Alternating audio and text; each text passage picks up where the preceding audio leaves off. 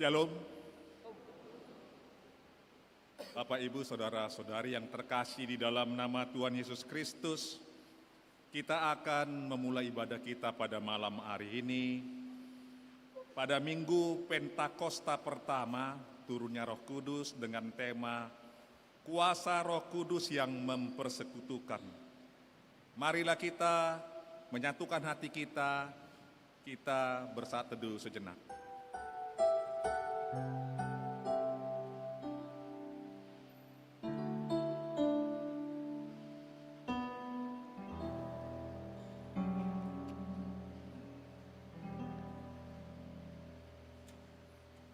Kita angkat pujian dari Kidung Jemaat nomor 18 ayat 1 sampai ayat 3.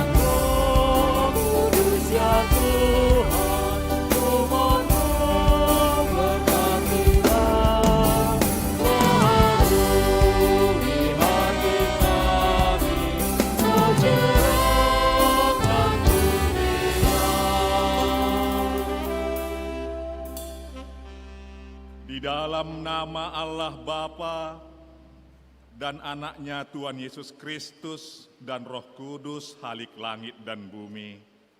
Amin. Kamu akan kuberikan hati yang baru dan roh yang baru di dalam batinmu, dan aku akan menjauhkan dari tubuhmu hati yang keras, dan kuberikan kepadamu hati yang taat. Rohku akan kuberikan diam di dalam batinmu, dan aku akan membuat kamu hidup menurut segala ketetapanku, dan tetap berpegang pada peraturan-peraturanku dan melakukannya. Demikian firman Tuhan. Haleluya.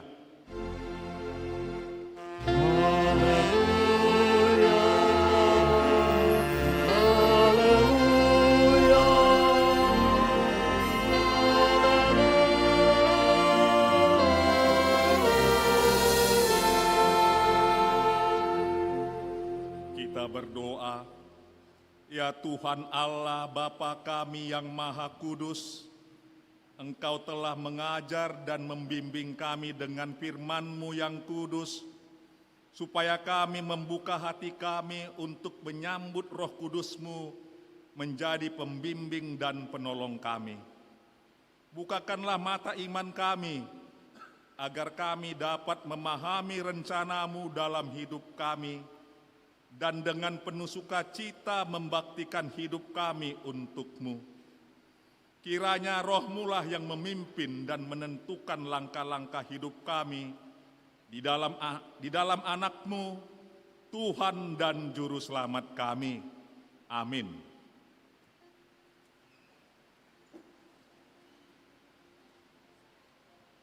Kita bernyanyi dari Kidung Jemaat nomor 58 ayat 1 dan ayat 2.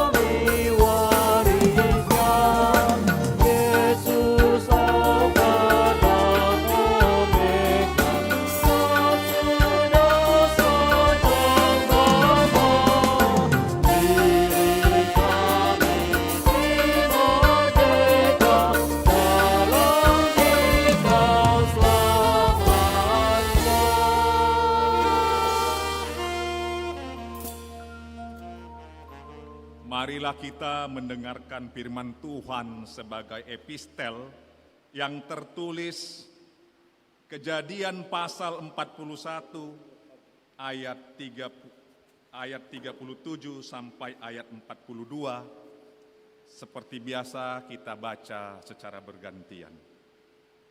Demikian firman Tuhan.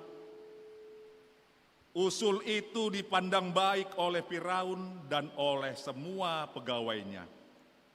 Lalu berkatalah Firaun kepada para pegawainya, "Mungkinkah kita mendapat orang seperti ini, seorang yang penuh dengan roh Allah?" Kata Firaun kepada Yusuf, "Oleh karena Allah telah memberitahukan semuanya ini kepadamu, tidaklah ada orang yang demikian berakal budi dan bijaksana seperti engkau. Engkaulah menjadi kuasa atas istanaku, dan kepada pemerintahmu seluruh rakyatku akan taat.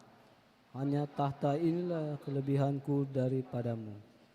Selanjutnya Firaun berkata pada Yusuf, "Dengan ini aku melantik engkau menjadi kuasa atas seluruh tanah Mesir." Sesudah itu Firaun menanggalkan cincin materinya dari jarinya dan mengenakannya pada jari Yusuf. Dipakainyalah kepada Yusuf pakaian daripada kain halus dan digantungkannya kalung emas pada lehernya. Demikian firman Tuhan. Berbahagialah setiap orang yang mendengarkan firman Allah, yang menghayati serta mengamalkannya. Amin.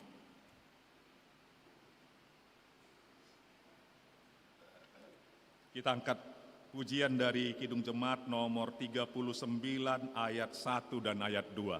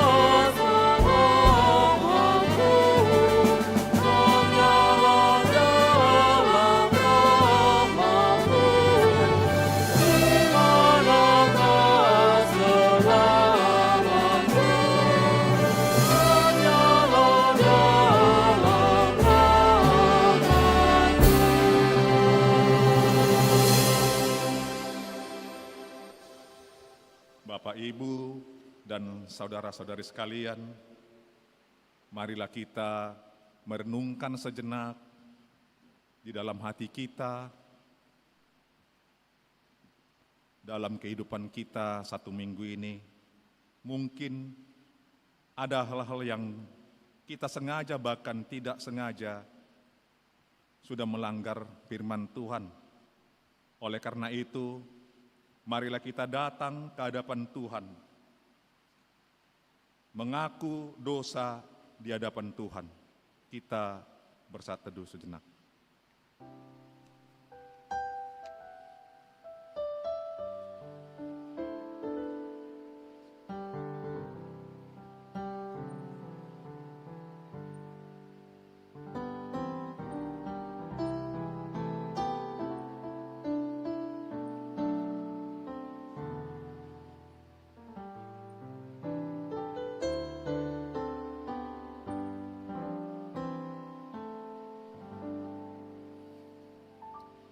Kita berdoa. Ya Allah Tuhan kami yang Maha Kudus, Bapa kami di dalam Yesus Kristus, kami bersyukur kepadamu karena setiap kali kami datang bersembah sujud di hadapan-Mu, kami senantiasa menemukan damai sejahtera oleh karena pengasihan-Mu kepada kami orang berdosa ini. Oleh karena itu, kami datang lagi merendahkan diri di hadapan-Mu, memohon pengampunan dosa kami, karena kami senantiasa melanggar hukum-Mu seperti domba yang sesat. Kiranya Engkau tidak menutup pintu pengasihan-Mu kepada kami. Terimalah kami menjadi anak-anak-Mu, karena Engkau tiada berkenan melihat kematian orang fasik, melainkan menghendaki pertobatannya supaya ia hidup. Ampunilah segala dosa dan pelanggaran kami oleh karena kasih Yesus Kristus Tuhan kami. Tetapkanlah kasih sayang-Mu kepada kami, supaya kami merasa bahagia memanggil nama-Mu, sehingga segala perbuatan, kelakuan, dan pikiran kami menjadi kemuliaan nama-Mu yang kudus itu. Amin. Janji Tuhan tentang pengampunan dosa. Tetapi Engkau memberati aku dengan dosa-Mu. Engkau menyusahai aku dengan kesalahan-Mu. Akulah dia yang menghapus segala pemberontakan-Mu oleh karena aku sendiri. Dan aku tidak mengingat-ingat dosa-Mu. Dengarkanlah aku, hai kamu yang mengejar apa yang benar. Hai kamu yang mencari Tuhan. Pandanglah gunung batu yang daripadanya kamu terpahat, dan kepada lubang penggalian batu yang daripadanya kamu tergali. Segala kemuliaan bagi Allah di tempat yang maha tinggi. Amin.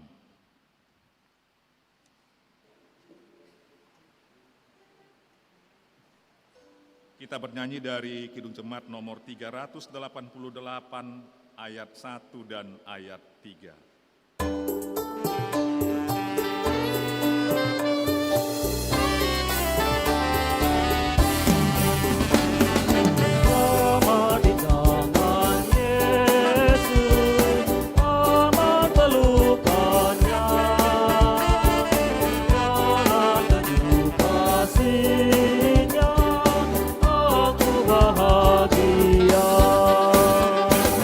Lagu berdumala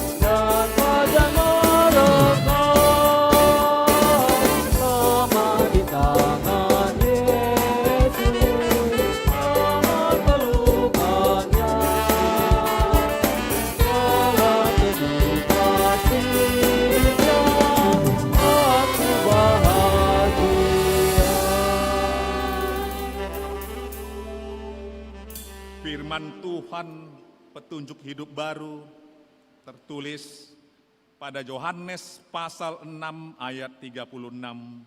Demikian firman Tuhan. Tetapi aku telah berkata kepadamu, sungguh pun kamu telah melihat aku, kamu tidak percaya. Demikian firman Tuhan, marilah kita sama-sama memohon kekuatan dari Tuhan.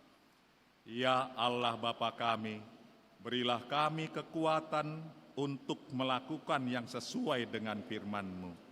Amin. Kita bernyanyi dari Kidung Jemaat nomor 372 ayat 1 dan ayat 2.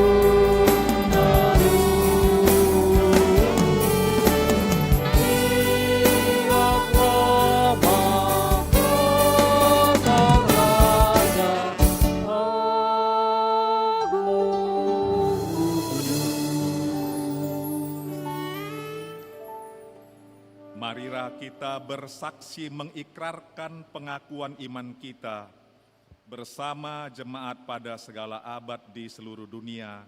Kita sama-sama mengucapkannya. Aku percaya kepada Allah Bapa yang Maha Kuasa, Khalik langit dan bumi. Aku percaya kepada Yesus Kristus, Anak-Nya yang tunggal Tuhan kita, yang dikandung daripada Roh Kudus, lahir dari anak darah Maria, yang menderita di bawah pemerintahan Pontius Pilatus, disalibkan,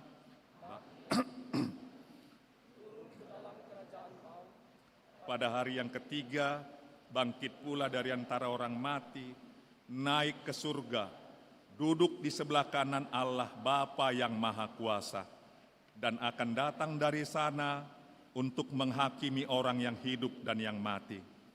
Aku percaya kepada Roh Kudus, gereja yang kudus dan am, persekutuan orang kudus, pengampunan dosa, kebangkitan daging, dan hidup yang kekal. Amin. Kita persiapkan hati kita menyambut sabda. Kita bernyanyi dari Kidung Jemaat nomor 237 ayat 1 sampai ayat 3.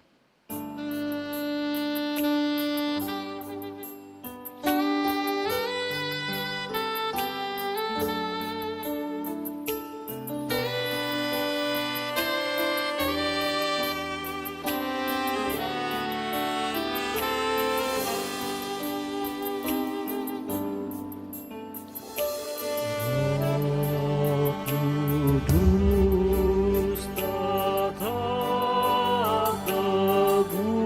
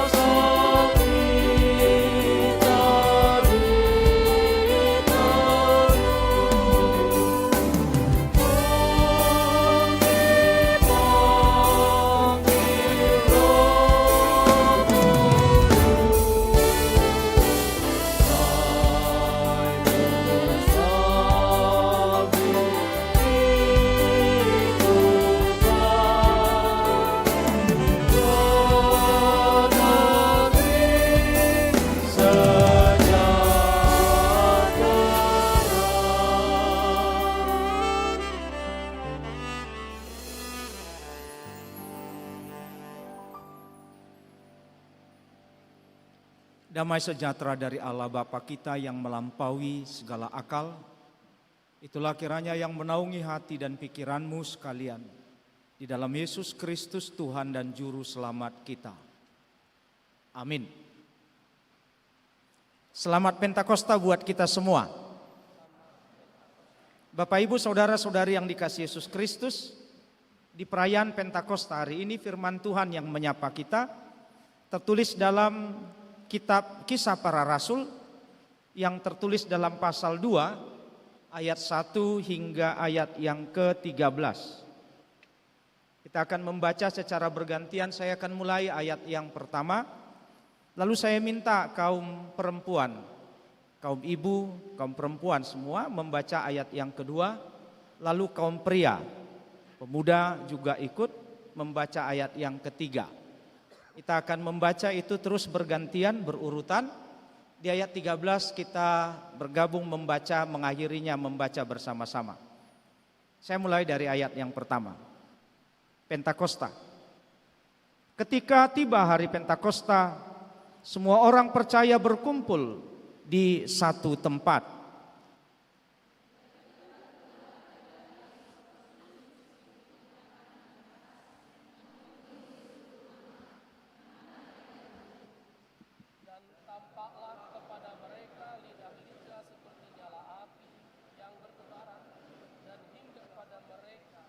Maka penuhlah mereka dengan Roh Kudus. Lalu mereka mulai berkata-kata dalam bahasa-bahasa lain, seperti yang diberikan oleh Roh itu kepada mereka untuk mengatakannya.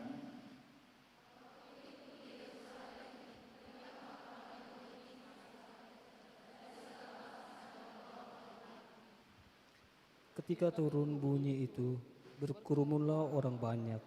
Mereka bingung karena mereka masing-masing mendengar rasul-rasul itu berkata-kata dalam bahasa mereka sendiri. Mereka semua tercengang-cengang dan heran, lalu berkata, "Bukankah mereka semua yang berkata-kata itu orang Galilea?"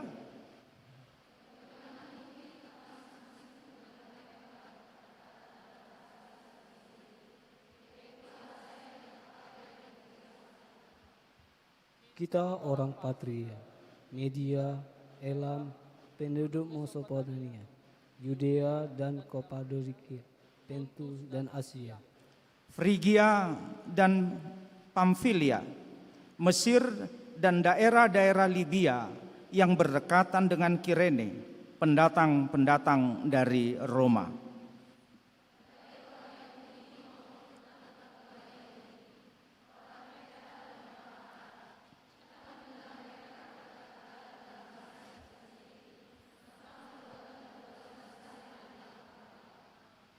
Mereka semuanya bercengang-cengang dan sangat termanggu-manggu sambil berkata seorang kepada yang lain, "Apakah artinya ini?"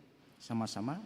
Tetapi orang lain menyindir, mereka sedang mabuk oleh anggur manis. Demikian firman Tuhan. Bapak Ibu Saudara-saudari yang dikasihi Yesus Kristus, mudah-mudahan kita bukan bagian dari yang disebutkan di ayat 13 yang menyindir mengatakan bahwa peristiwa kepenuhan Roh Kudus itu adalah peristiwa orang mabuk. Di ayat-ayat selanjutnya, Rasul Petrus mengkonfirmasi dan menyangkal tuduhan itu.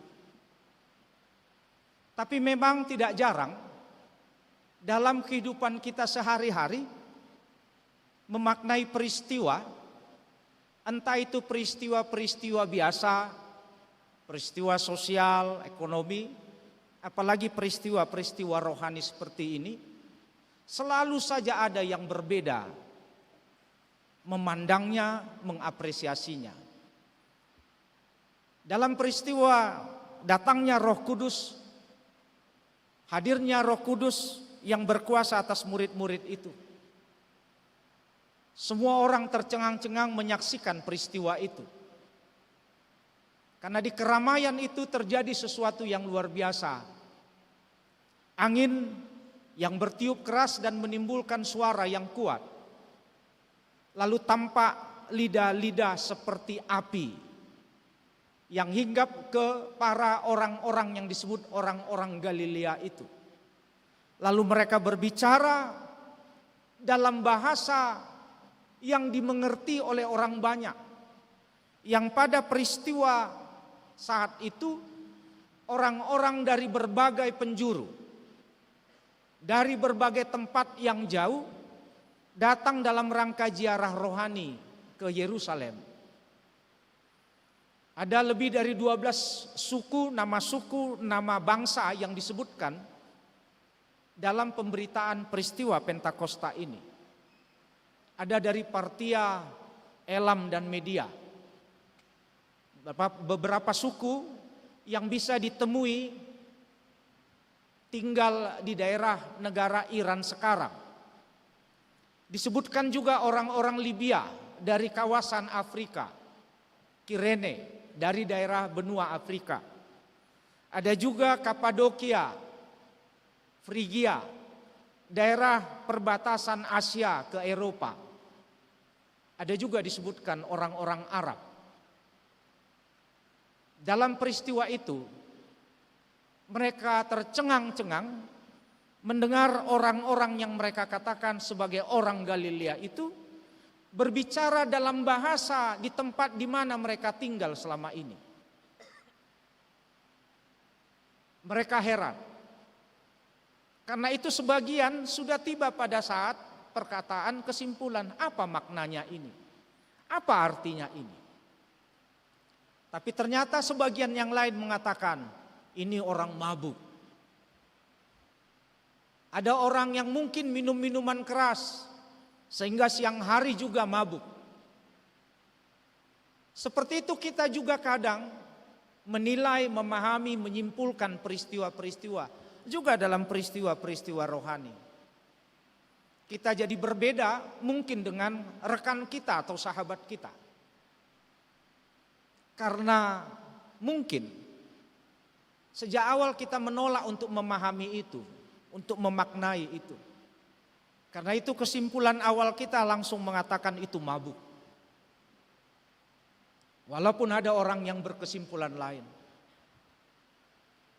Penyebabnya bisa jadi karena dia telah membentengi dirinya.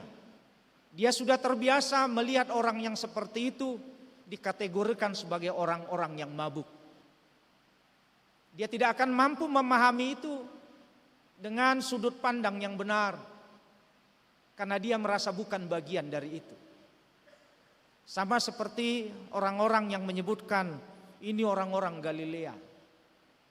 Penyebutan orang-orang Galilea sebenarnya berkaitan dengan konotasi yang negatif tentang orang-orang Israel yang tinggal di daerah Israel Utara. Mulai dari Samaria sampai juga ke Nazaret. Daerah kampung halaman orang tua dari Tuhan Yesus Kristus. Karena orang-orang di Galilea sejak lama dianggap sebagai tempat yang melahirkan anggota-anggota milisi, pemberontak-pemberontak, orang-orang yang mengadakan gerakan-gerakan perlawanan. Khususnya pada masa Yesus ketika Israel dijajah dan dikuasai pemerintahan Kekaisaran Romawi. Orang-orang Israel yang sering mengadakan perlawanan adalah orang-orang dari Israel Utara, orang-orang Galilea. Mereka terbiasa juga dengan pakaian kasar. Bahasanya juga lebih kasar katanya dibandingkan orang-orang dari Israel Selatan, Yudea, Yerusalem dan sekitarnya. Karena itu gampang mengenal orang seperti ini. Untuk membedakannya dengan orang-orang Yudea dan yang lainnya. Mungkin berpakaiannya pun sudah khas ciri orang Galilea. Pada masa Israel sebelum dijajah Romawi, Israel Utara adalah kerajaan yang memisahkan diri dari Israel Raya. Sehingga Israel terbagi dua, selatan dan utara. Saya ingat dulu ketika ada anak anggota jemaat mau berlibur ke Medan, ke rumah saya. Pendetanya dulu di desa. Lalu mereka sudah datang, mereka bilang main-main dulu ke mall. Mereka memang sama sekali belum pernah ke kota. Lalu ketika sampai di mall dia lihat eskalator itu ada yang naik, ada yang turun. Lalu dia pergi naik ke tangga yang turun itu, eskalator yang turun. Orang langsung bilang, perhuta-huta deh katanya. Langsung konotasinya seperti itu. Karena nggak mungkin orang sekitar sini, orang kota melakukan tindakan seperti itu. Melawan arus, naik eskalator. Nggak akan sampai ke atas. Nah seperti itulah orang banyak yang ketika itu mengadakan perjalanan rohani dalam rangka menjalani peristiwa Pentakosta orang-orang Israel. Pentakosta umat perjanjian lama. Itu adalah salah satu hari besar selain hari Paskah bagi orang Israel. Paskah orang Israel mengenangkan pembebasan Allah atas Israel yang nenek moyangnya diperbudak di negeri orang-orang Mesir. Ketika orang-orang Mesir lupa jasa baik Yusuf yang pernah menangani ekonomi Mesir selama 15 tahun. Menangani masa kemakmuran, lalu mengantisipasi masa 7 tahun kelaparan. Setelah ratusan tahun orang Mesir lupa jasa baik itu. Lalu orang Israel ditindas. Dan hanya Tuhanlah yang membebaskan Israel.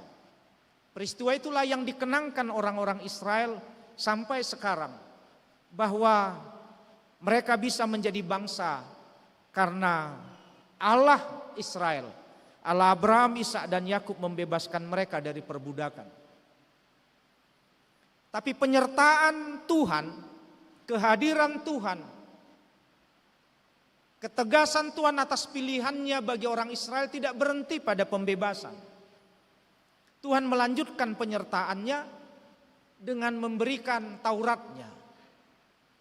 Agar mental budak itu perilaku lama yang orientasinya mungkin hanya orientasi perut. Karena dipaksa tiap hari bekerja yang penting makan.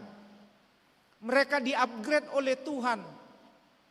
Tidak hanya mengenal Tuhan, tapi mereka diajak untuk memelihara relasinya dengan Allah dan membangun relasi, menatanya dengan sesama manusia.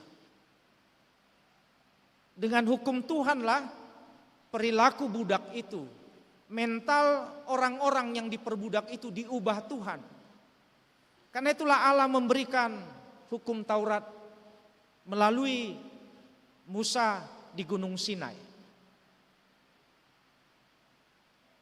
Agar mereka tahu, agar mereka terus memelihara relasinya dengan Allah.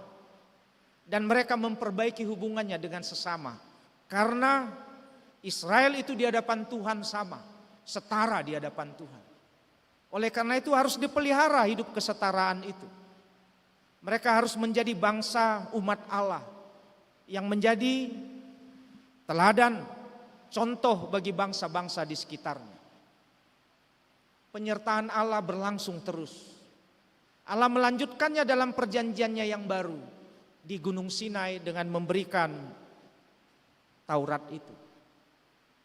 Itulah yang kemudian disebut oleh orang-orang Israel dirayakan dengan Pentakosta. Karena biasanya dirayakan 50 hari setelah perayaan Paskah Israel. Mereka menyebutnya zaman Manat Torah. Zaman Matan Torah itu adalah hari ketika Tuhan memberikan hukumnya. Supaya hidup Israel, hatinya, pikirannya, keseluruhannya mereka ditata relasinya dengan Allah dan Tuhan. Itulah yang dikenangkan oleh orang-orang Israel, orang-orang saleh, orang-orang yang percaya bahwa Tuhan melanjutkan penyertaannya. Karena itu dari tempat jauh, orang-orang Israel yang telah merantau ke berbagai tempat di penjuru dunia ini menyempatkan waktu datang pada saat Pentakosta. Ketika Tuhan Yesus akan naik ke sorga, Yesus memesan kepada murid-muridnya, jika ia telah naik ke surga, murid-murid harus tetap berada di Yerusalem.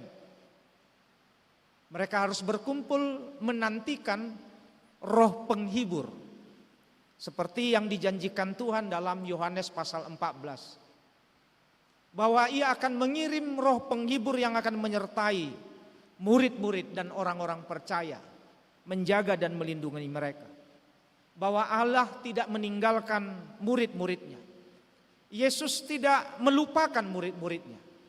Karena itu penyertaan dan kehadirannya dinyatakan dalam rupa roh. Ia masih bersama. Murid-murid menekuninya dengan berkumpul berdoa, bertemu di bait Allah, mengambil satu tempat bertemu dan berkumpul berdoa bersama. Karena mereka tidak tahu kapan harinya, kapan tanggalnya kedatangan roh yang dijanjikan Tuhan itu. Janji Tuhan ditepati. Janji Yesus itu diwujudkan dan justru jatuhnya juga pada saat perayaan Pentakosta orang Israel. Sehingga peristiwa itu dimaknai baru. Karena Allah tetap juga seperti orang Israel diberikan hukum Taurat untuk menuntun dan menata hidup orang Israel. Maka Roh Kudus juga diberikan Tuhan Yesus untuk menunjukkan tuntunan dan penyertaannya kepada murid-muridnya dan semua orang percaya. Itulah yang terjadi peristiwa kehadiran Roh Kudus itu. Bagi kita mungkin peristiwa Pentakosta enggak seserius saudara-saudara kita di karismatik. Saudara-saudara kita di karismatik katanya, ceritanya, ya selama sebulan ini mereka melakukan doa, berjaga, juga berpuasa. Karena buat mereka ini adalah hari yang penting. Bahkan lebih penting dari sekedar perayaan Paskah buat mereka. Buat kita kayaknya memang gak begitu penting. Karena kebetulan jatuhnya hari Minggu. Tapi tidak apa-apa juga kita coba menelusuri sejauh apa pentingnya berita Pentakosta itu. Dalam pemberitaan kisah para rasul ini, ada satu disebutkan bahwa mereka akhirnya berbicara, dimampukan untuk berbicara, dan apa yang mereka bicarakan dan ucapkan dimengerti oleh orang-orang yang datang dari negeri jauh. Disebutkan bahwa Petrus dan murid-murid Yesus yang lain berbahasa yang lain. Kata lain itu bisa bermakna bahasa yang berbeda atau bahasa yang belum pernah mereka kenal sebelumnya. Mereka tidak tahu menahu itu bahasa Partia, orang Elam, orang Media dan Libya dan yang lainnya. Tapi dalam peristiwa itu orang-orang Galilea itu justru bicara dengan bahasa-bahasa lain. Bahasa yang tidak mereka mengerti sama sekali selama ini. Dan karena itulah orang banyak mengatakan heran juga. Mereka semakin heran karena yang melakukan itu adalah orang-orang yang selama ini dianggap sebagai orang-orang yang kurang pendidikannya, orang yang kurang pergaulannya, orang yang aromanya bau Danau Galilea, bau ikan. Karena Galilea itu ada di Israel Utara, danau itu berada di situ, dan banyak orang-orang Galilea menggantungkan hidupnya dari Danau Galilea. Termasuk setengah dari murid-murid Yesus hidup di sekitaran Danau Galilea itu. Karena itu buat mereka nggak perlu berpakaian cantik-cantik, asal melekat sudah. Dan itu yang membuat mereka dikenal orang, gampang dikenal. Sehingga ketika orang bertemu berpapasan dengan orang Galilea, mungkin orang-orang Yudea akan menyisih, menghindar karena takut kena baunya, aromanya yang kurang pas sama orang-orang di Yudea. Atau juga takut dikaitkan dengan orang-orang kelompok-kelompok milisi para pemberontak yang melakukan gerakan-gerakan perlawanan. Orang berusaha menghindar dari situ. Tapi apa yang terjadi kemudian? Orang yang berbahasa yang lain itu ternyata orang-orang yang memang benar. Orang yang selama ini disepelekan dan tidak punya kemampuan apa-apa. Tapi oleh Roh Kudus mereka tampak menjadi orang yang memiliki kemampuan di atas rata-rata. Karena apa yang mereka ucapkan dimengerti oleh orang-orang yang datang dari berbagai tempat itu. Dan kemudian jika kita membaca sampai ayat 41 disebutkan, lalu ada 3.000 orang yang bertobat dan menyerahkan dirinya untuk dibaptis. Petrus mengkonfirmasi, mengklarifikasi anggapan yang disebutkan dalam ayat 13 bahwa mereka adalah orang mabuk. Ia mengatakan bahwa peristiwa itu adalah peristiwa tentang Yesus Kristus Sang Mesias itu. Karena dia sudah dinubuatkan dalam kitab Yoel. Dialah yang ditunjuk Allah. Yesuslah yang dimaksudkan dalam nubuatan kitab Yoel. Karena itu peristiwa Pentakosta yang terjadi dengan kehadiran Roh Kudus itu adalah peristiwa yang mau memberi kesaksian tentang Yesus Kristus. Ia yang telah mati itu diperkenankan bangkit oleh Allah Bapanya itu, lalu naik ke sorga, menyatakan kemenangan Allah dan penyertaannya membebaskan kita dari dosa. Tapi Allah tidak hanya sekedar membebaskan kita dari hukuman, seperti penyertaan Tuhan membebaskan Israel lalu dilanjutkan dengan pembimbingan penyertaannya. Allah juga membimbing dan mengubah hidup orang-orang yang percaya. Petrus yang semula dihindari, ternyata suaranya didengar. Dan hari itu 3.000 orang mendengar di antara ribuan yang lain. Mendengar khotbahnya, lalu percaya, bertobat dan menyerahkan dirinya untuk dibaptis. Itu semata-mata adalah kekuatan Roh yang mengubah Petrus itu. Bapak Ibu saudara-saudari yang dikasihi Yesus Kristus, kata lain muncul juga dalam perjanjian lama, dalam peristiwa kedatangan roh Allah juga. Dalam 1 Samuel pasal 10, ketika diceritakan Samuel diperintahkan Tuhan untuk pergi menjumpai Saul. Karena Saul telah ditetapkan oleh Allah untuk diurapi menjadi raja yang pertama di tengah-tengah bangsa Israel pada waktu itu. Ketika bertemu, lalu Samuel mengurapi, menuangkan minyak urapan, lalu Allah bicara melalui Samuel. Dalam pasal 10 ayat 6 disebutkan, maka roh Tuhan akan berkuasa atasmu, dan engkau akan mengalami kepenuhan bersama dengan mereka. Yang dimaksud adalah para nabi, para pelihat yang diangkat oleh Allah untuk bekerja di tengah-tengah orang Israel. Lalu di bagian akhir disebutkan, engkau akan menjadi manusia yang lain. Kata lain itu sama dengan kata lain yang disebutkan dalam Kisah Rasul pasal 2 ayat yang keempat itu, bahasa-bahasa lain. Kata lain itu mau menunjukkan kau akan menjadi yang lain, berbeda dari semula. Saul yang semula tidak ada apa-apanya, tidak begitu dikenal orang. Pada saat dia ditemui Samuel juga, kerjanya sedang mencari keledainya yang hilang. Dia harus menemukan itu, walau orang tuanya adalah juragan, orang kaya pada saat itu. Punya ladang yang luas, pasti juga punya peternakan yang banyak, dan juga punya bisnis jual beli, sehingga orang tuanya cukup dikenal pada waktu itu. Tapi kehilangan kedua keledai diharuskan kepada Saul untuk mencarinya. Seperti itulah status dia. Orang mengenal dia hanya karena orang tuanya kaya. Tapi sesudah pengurapan itu, Samuel berkata, engkau akan dikuasai, roh Tuhan akan berkuasa atasmu dan engkau akan menjadi manusia lain.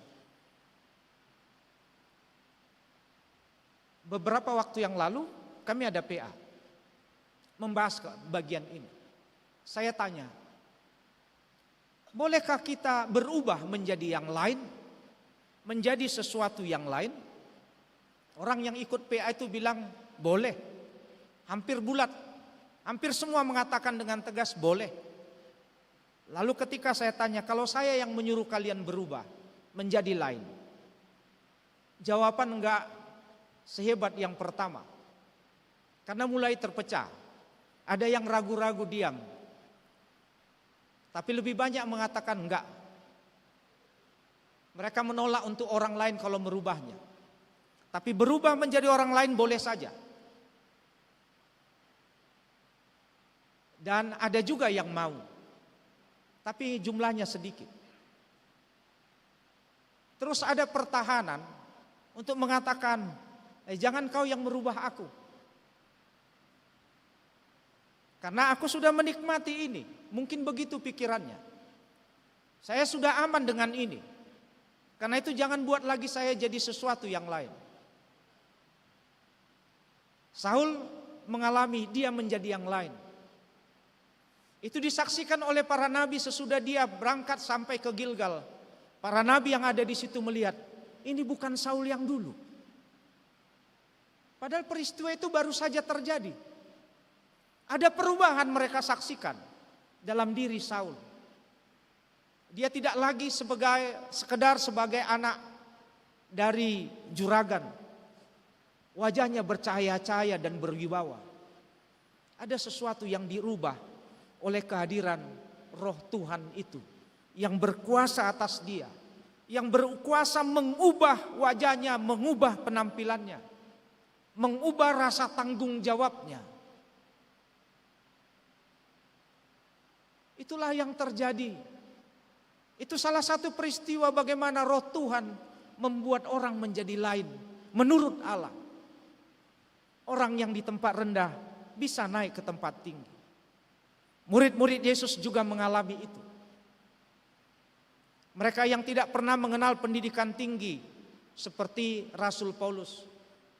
Mereka bisa bicara dan bahasanya dimengerti oleh banyak orang. Dan orang bersedia mendengar. Padahal selama ini orang berusaha menyisih dari mereka. Peristiwa Pentakosta adalah peristiwa pekerjaan Tuhan yang mau menunjukkan penyertaannya kepada orang-orang percaya.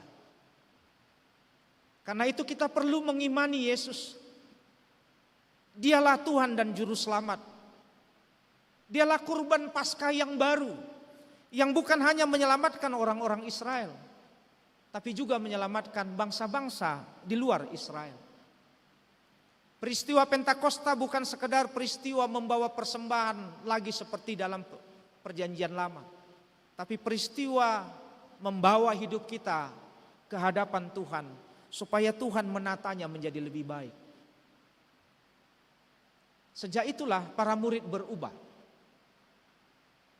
Petrus yang biasa berkilah, berkelit, hilang perilaku itu. Para murid yang lain yang biasanya ragu-ragu, malu-malu, takut-takut, mereka punya keberanian. Mereka ternyata punya kemampuan untuk berbicara di hadapan halayak. Karena Roh Kudus hadir dalam diri mereka. Hal lain, kehadiran Roh Kudus mempersatukan yang berbeda-beda itu. Peristiwa kedatangan Roh Kudus menjadi kontras dengan peristiwa Babel. Ketika Nimrod berusaha mengumpulkan orang-orang di Babel untuk satu hati dan mewujudkan pembangunan Menara Babel. Untuk menghindari melawan kehendak Allah. Lalu Allah mengacaukan bahasanya. Sehingga mereka yang bersaudara pun tidak saling mengerti karena bahasanya dikacaukan. Itu menjadi salah satu titik awal orang-orang menyebar ke berbagai tempat, mencari orang-orang yang sama bahasanya. Tapi dalam peristiwa Pentakosta, orang-orang datang justru dari berbagai tempat, mereka dipersatukan oleh Roh Kudus. Mereka menjadi satu bahasa, bahasa kasih Allah yang menyelamatkan kita. Yang tidak hanya menyelamatkan Israel, tapi menyelamatkan semua bangsa, juga orang-orang Batak, Cina, Jawa, dan yang lainnya. Tuhan mengubah kita menjadi sesuatu yang berbeda, walaupun kita mungkin belum pernah ke sana, atau enggan menjadi sesuatu yang lain, karena kita punya pertahanan diri sendiri. Tak jarang kitalah yang membuat kita terus terpuruk dan semakin terpuruk, karena kita tidak membuka diri kita. Seperti Petrus dan kawan-kawannya, mereka membuka hati dan hidupnya untuk percaya kepada Yesus Kristus, dan itu membuka jalan kehadiran Roh Kudus dalam diri mereka. Ada seorang pemuda bercerita, orang tuanya mau buka usaha, tapi selalu terhalang. Karena usahanya adalah makanan khas Batak. Di tempat yang ramai itu dia cari tempat, enggak dikasih.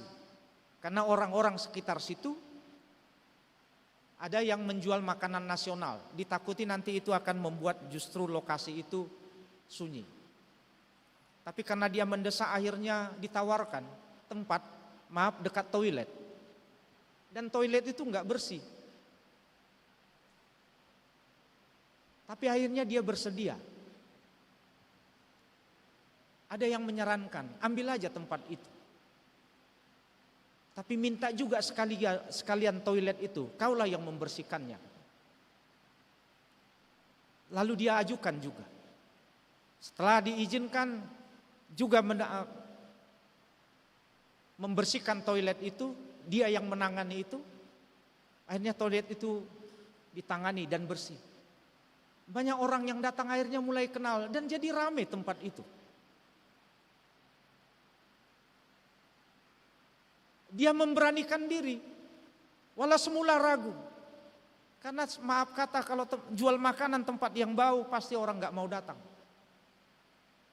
Tapi ketika dia memutuskan itu dan menerima saran itu, memang terjadi. Ada sesuatu yang lain.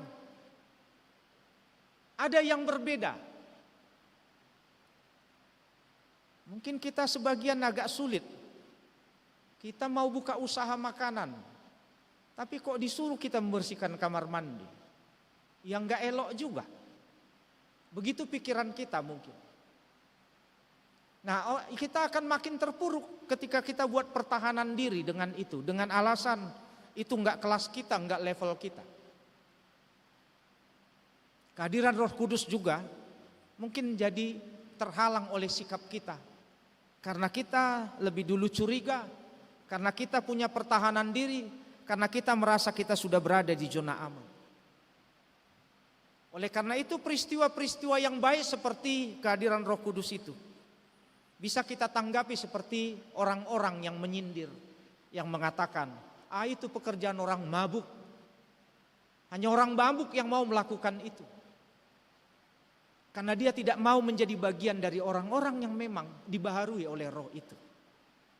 Karena itu Bapak Ibu saudara-saudari yang dikasihi Yesus Kristus, pentingnya peristiwa Pentakosta itu telah diberitakan dalam kitab para rasul itu. Bahwa akhirnya orang-orang yang berbeda bisa dipersatukan. Mereka akhirnya mau mendengar karena terjadi sesuatu yang lain menurut Allah. Kita juga bisa berubah.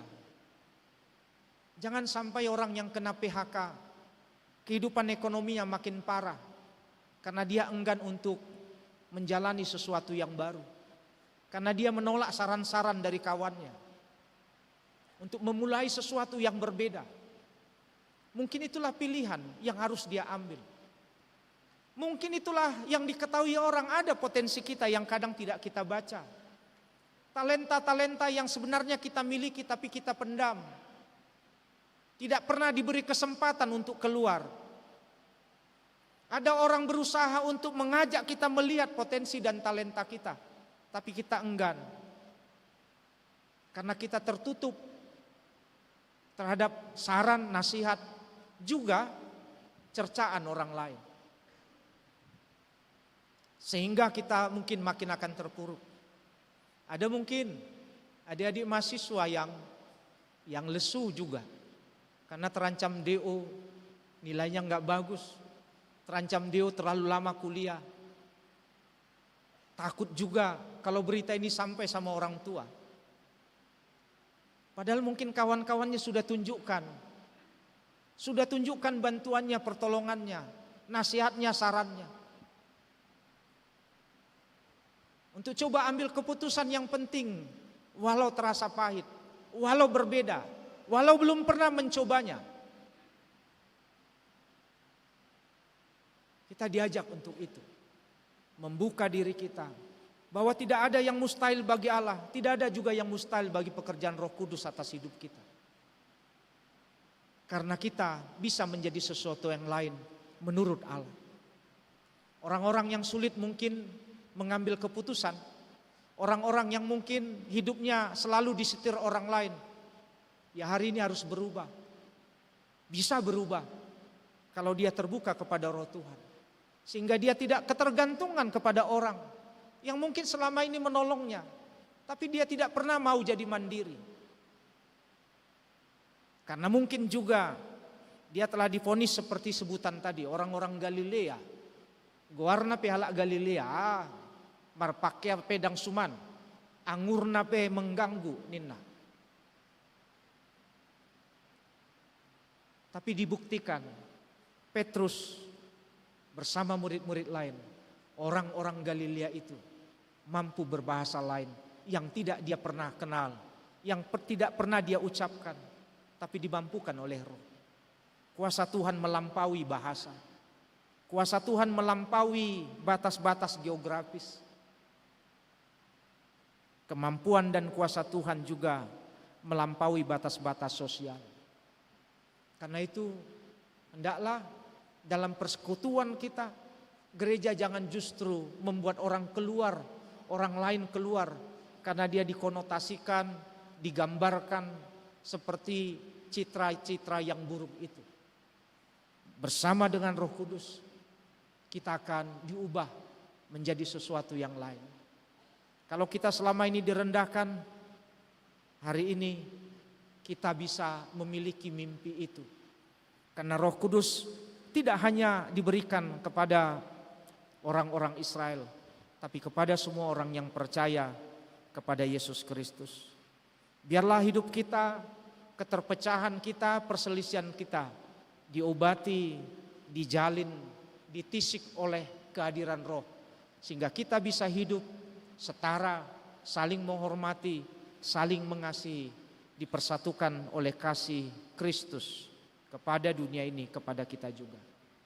Terpujilah nama Allah Bapa, Putra dan Roh Kudus yang selalu hadir dalam kehidupan kita hari ini seterusnya selamanya. Amin, kita berdoa. Terpujilah Engkau Allah Bapa, Yesus Kristus Putra Allah, Juru Selamat manusia, dan Roh Kudus, Roh Allah yang hadir menyertai, melindungi, menghibur kami.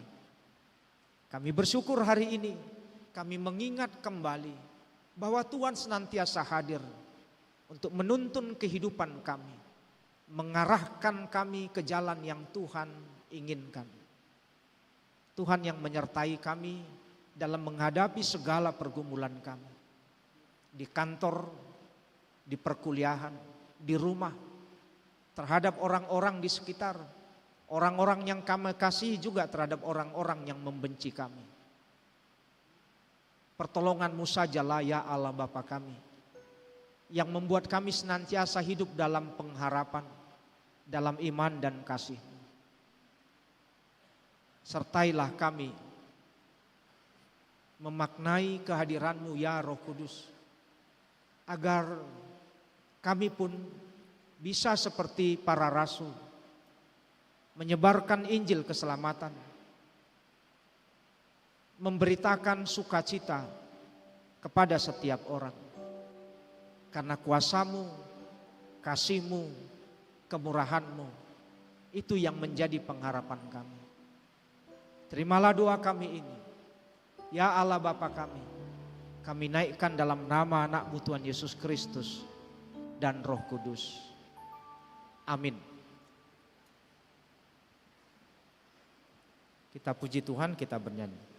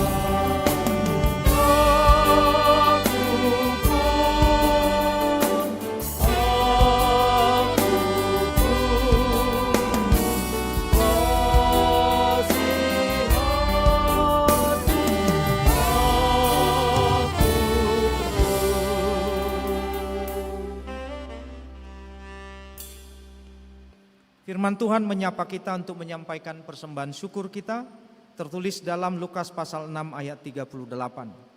Berilah dan kamu akan diberi, suatu takaran yang baik, yang dipadatkan, yang digoncang, dan yang tumpah keluar akan dicurahkan ke dalam ribaanmu. Sebab ukuran yang kamu pakai untuk mengukur akan diukurkan kepadamu. Amin, kita memberikan persembahan.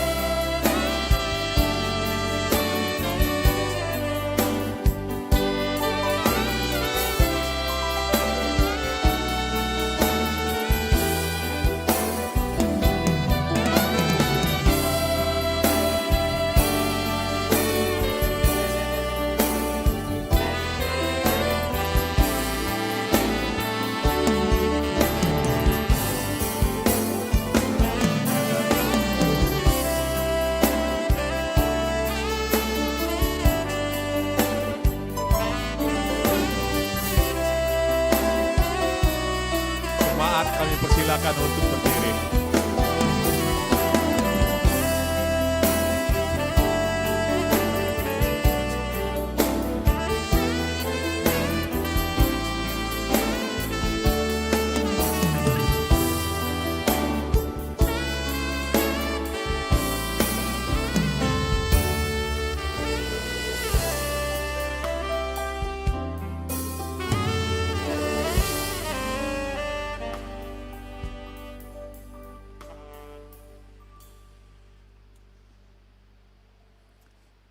Marilah kita menaikkan persembahan kita ke hadapan Tuhan, kita bersatu dalam doa. Ya Allah Bapa kami yang di sorga, kami mengaku dengan setulus hati, Engkaulah sumber segala berkat dan karunia. Di sini kami memberikan persembahan syukur kami kepadamu. Terimalah persembahan umat-Mu dan berkatilah menjadi alat kesaksian, persekutuan dan pelayanan jemaat-Mu ini. Jadikanlah hidup kami persembahan yang berkenan kepadamu, dan pakailah hidup kami untuk turut menghadirkan tanda-tanda kerajaan-Mu di seluruh dunia ini. Kasih, keadilan, damai sejahtera, dan sukacita. Bukalah hati kami oleh Roh Kudus-Mu, agar kami senantiasa mengucapkan syukur kepadamu. Dalam nama Yesus Kristus Tuhan kami. Amin. Aku suka membagi pada orang mati, memberi puji tiap orang di dunia. Kepada Tuhan beri persembahan, mengerti datang apalah yang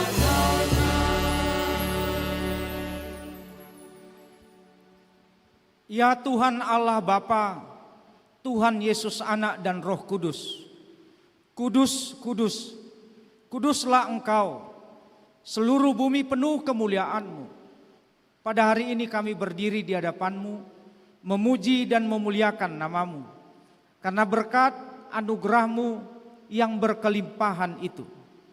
Engkau menyatakan kepada kami dan seisi dunia, anugerah-Mu, kehendak-Mu, kesabaran-Mu, kasih-Mu, kesetiaan-Mu, dan pemeliharaanmu. Segala perbuatan tangan-Mu tidak dapat kami jangkau dengan akal budi kami. Karena kami seperti cacing di bawah telapak kaki-Mu yang tidak berdaya untuk menghindarkan diri daripada murka-Mu. Dan sebagai debu yang menjadi permainan angin, hilang tidak meninggalkan bekas. Hanya kasih karunia-Mu sajalah yang dapat menolong kami dari kebinasaan, supaya kami terpelihara. Oleh sebab itu ya Allah Bapa kami yang Maha Kuasa, berikanlah kepada kami telinga yang mendengar dan hati yang tunduk, supaya kami dengan sukacita berjalan atas jalan-Mu, supaya kami jangan menggantungkan peribadatan kami kepada hal-hal yang duniawi. Ya Roh Kudus, tinggallah dalam batin kami dan pimpinlah akal budi kami, supaya kami tetap berdiri pada ketentuan Tuhan, supaya kami bersedia memikul kuknya, supaya kami olehnya disegarkan. Lunakkanlah hati kami yang keras, dan jangan biarkan seorang pun dari kami menyimpang dari jalan Tuhan. Kami memohon kepadamu, hiburkan dan bangunkanlah saudara-saudara kami yang disiksa oleh kemalangan, yang pikiran dan batinnya digelapkan oleh kesusahan dan kesengsaraan badani. Berilah pada mereka pandangan yang jauh, hati yang terbuka, serta jiwa yang rendah, supaya mereka dapat menerima bahwa keadaan mereka akan mendatangkan kebaikan bagi diri mereka, jika mereka mau menerima Engkau dengan rasa syukur. Ya Tuhan Yesus, Juru Selamat kami, taklukkan dan kuasailah hati dan akal budi kami, supaya kami menyerah dan tunduk kepadamu dengan hati yang ikhlas. Teguhkanlah dan kuatkanlah iman kami, supaya kami dalam kelemahan kami berani menyaksikan kemuliaan-Mu kepada dunia ini, supaya kami dengan suara yang lantang memberitahukan kepada semua bangsa bahwa jalan satu-satunya yang menuju kepada keselamatan yang sempurna hanya ada pada Yesus Kristus, Tuhan dan Raja Gereja. Bapa kami yang di surga, dikuduskanlah namamu, datanglah kerajaanmu, jadilah kehendak-Mu di bumi seperti di surga. Berikanlah kami pada hari ini makanan kami yang secukupnya, dan ampunilah kami akan kesalahan kami, seperti kami juga mengampuni orang yang bersalah kepada kami. Dan janganlah membawa kami ke dalam pencobaan, tetapi lepaskanlah kami daripada yang jahat.